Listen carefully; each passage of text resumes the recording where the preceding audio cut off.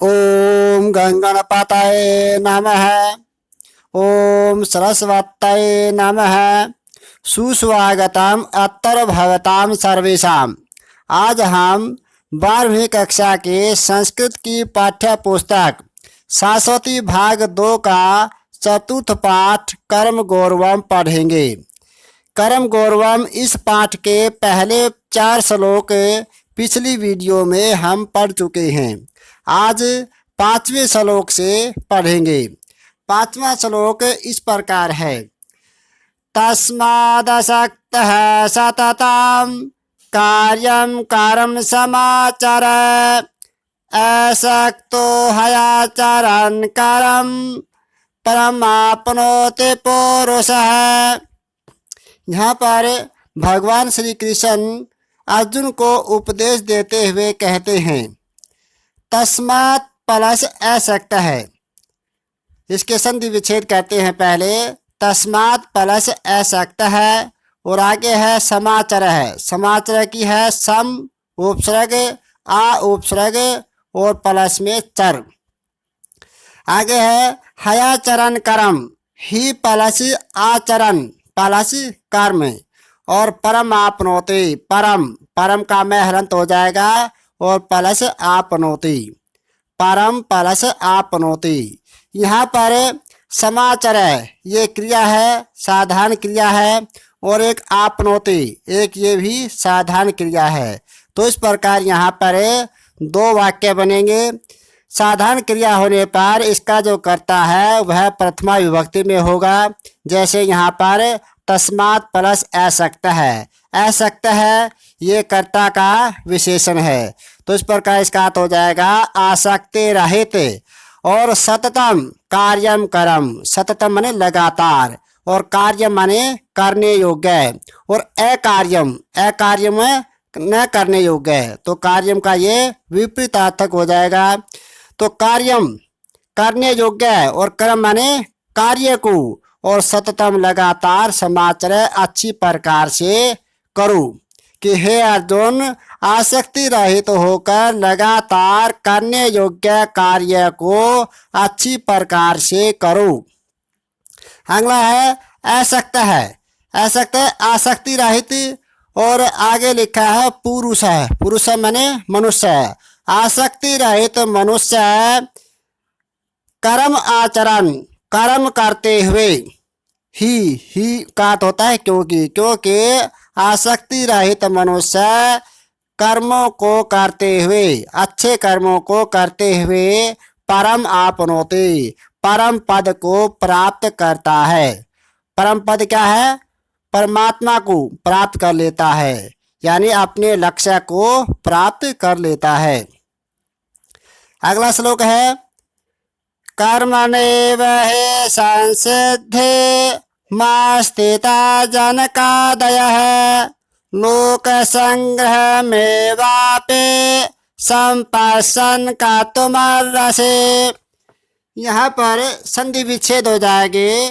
कर्मणा प्लस एव संसिद्धिम प्लस आस्थिता जनकादय है। आगे संधि विच्छेद है संग्रहम प्लस एव प्लस अपि। आगे है संपश्चन सम उपसर्ग पश्चन कर्तुम प्लस अर्रसी।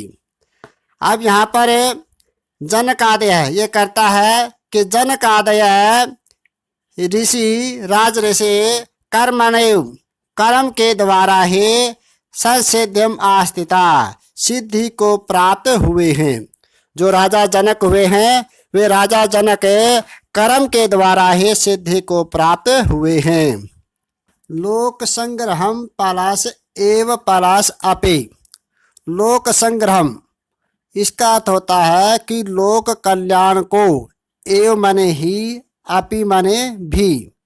संपश्चन संपश्चन में सम उपसर्ग है और दृश्य धातु सत्री प्रत्यय संपश्चन। इसका अर्थ हो जाएगा अच्छी प्रकार से देखते हुए। किसको देखते हुए? लोक कल्याण को ही अच्छी प्रकार से देखते हुए कर्तुम कर्तुम यहाँ पर तुमुन पड़ता है। इसका अर्थ हो जाएगा करने के लिए। क्या करने के लिए? अच्छे कर्म करने के लिए और अर्हसि, अर्हसि माने योग्य हो। तो ये अर्हसि मध्यम पुरुष का एक वचन है और मध्यम पुरुष में कर्ता तवम का प्रयोग होता है।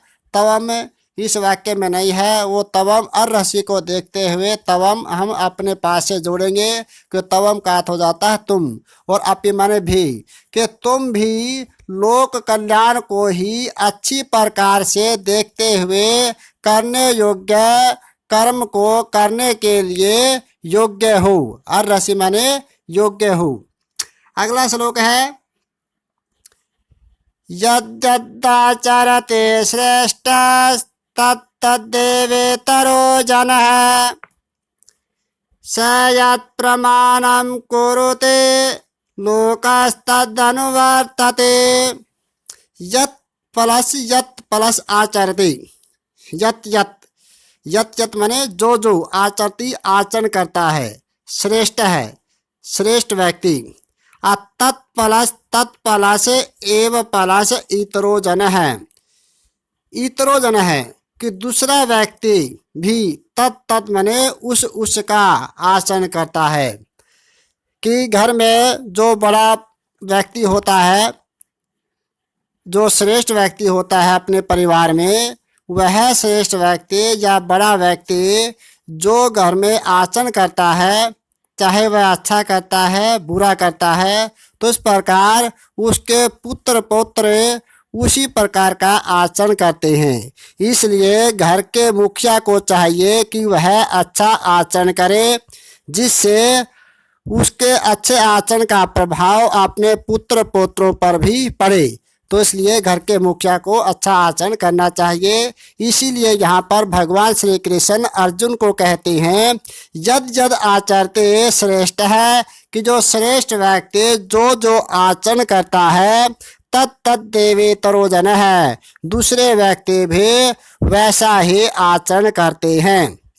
स यत् प्रमाणम कुरुते, कि जो वह प्रमाण कर देता है।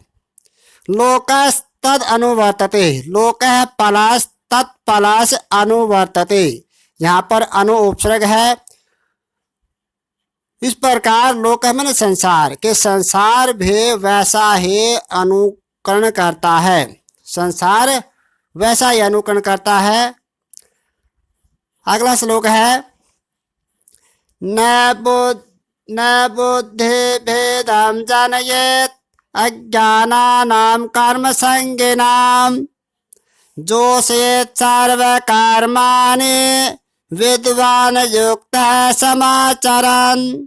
भगवान कृष्ण अर्जुन को उपदेश देते हुए कहते हैं कि विद्वान, विद्वान का अर्थ होता है विद्वान व्यक्ति को चाहिए कि कर्म संगिनाम, कि कर्म में आसक्ति रखने वाले, अज्ञानाना माने अज्ञानियों की, कि कर्म में आसक्ति रखने वाले अज्ञानियों के बुद्धि भेदम, बुद्धि में भेद उत्पन्न नहीं करना चाहिए।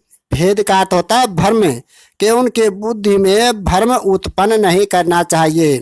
कहने का मतलब है कि उन मनुष्यों को गलत रास्ते पर नहीं ले जाना चाहिए, बल्कि ठीक रास्ते पर उन्हें लाना चाहिए। तो गलत रास्ते पर ले जाना यहाँ पर बुद्धि भेद कहा गया है, बुद्धि में भ्रम डालना कहा गया है। तो इसलिए विद्वान व्यक्ति को चाहिए कि वह कर्म संगिनाम, के कर्म में आसक्ति रखने वाले अज्ञानानाम, अज्ञानी व्यक्तियों के बुद्धि में भ्रम न जनेत, उत्पन्न न करे, बल्कि क्या करे, जोषयेत् सर्व कर्माणे विद्वान युक्त है। युक्त है माने वह विद्वान व्यक्ति सर्व कर्माणि, कि सभी कर्मों का अच्छी प्रकार से आचरण करते हुए, सभी कर्मों का कौन सा, कि जो अपने कर्तव्य कर्म है, जो अपने नियत कर्म है, जो निश्चित कर्म है, उन निश्चित कर्मों का अच्छी प्रकार से आचरण करते हुए जोषयेत, दूसरों को भी वैसा ही आचरण करवाए। जोषयेत, जोषयेत माने आचरण करवाए। जैसा वह खुद आचरण करता है, खुद अच्छा आचरण करता है, तो वह दूसरों से भी वैसा ही आचरण करवाए। यह एक विद्वान व्यक्ति का कर्तव्य होता है।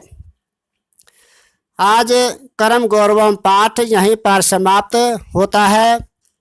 इसके अभ्यास के प्रश्नोत्तर लेकर आएंगे अगले वीडियो में। अगली वीडियो आपके पास अति शीघ्र पहुंच जाए, इसके लिए सब्सक्राइब करें। तावत् शुभमस्तु। जयतु भारती, जयतु संस्कृतम।